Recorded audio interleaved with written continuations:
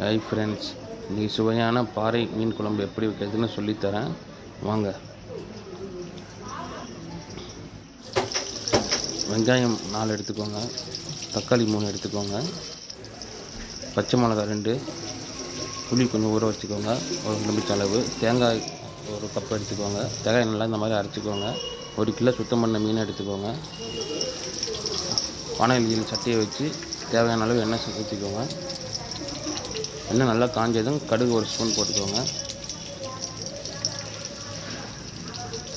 கடுகு வந்ததும் ஒரு கரண்டி சீரகம் போட்டுக்கோங்க.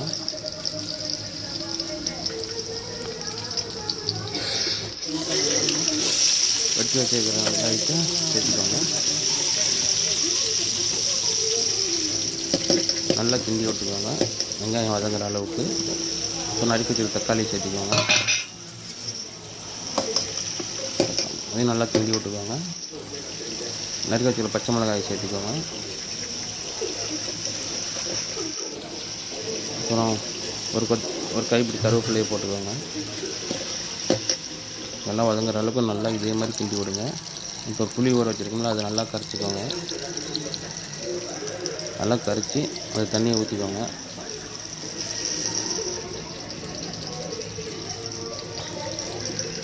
புளி தண்ணி ஊற்றியாச்சு. இப்போ நல்லா கிண்டி விட்டுக்கோங்க. இப்போ அரைச்சி வச்சுருக்க தேங்காய் விழுது சேர்த்துக்கலாம். நல்லா இந்த மாதிரி கிண்டி விட்டுக்கோங்க.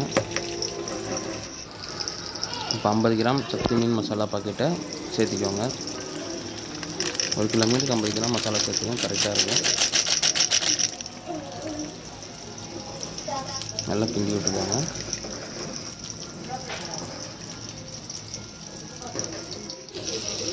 தேவையான அளவு உப்பு சேர்த்திக்கோங்க.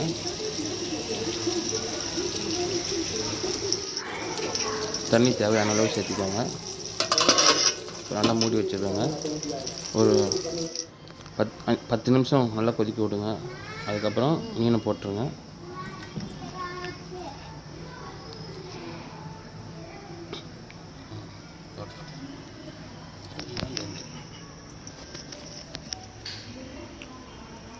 இப்போ பாருங்கள், எல்லா மீனும் போட்டாச்சு.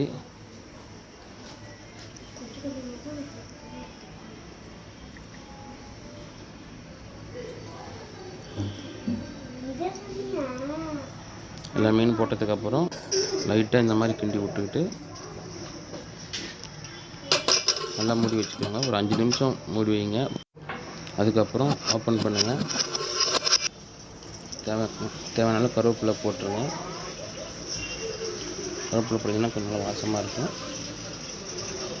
இப்போ சுவையான பாறை மீன் குழம்பு ரெடி. பாருங்கள், மீன் நல்லா வெந்திருக்கு. இந்த மாதிரி உங்கள் வீட்டிலேயே செஞ்சு பாருங்கள். மறக்காமல் நம்ம சேனலை சப்ஸ்கிரைப் பண்ணிடுங்க.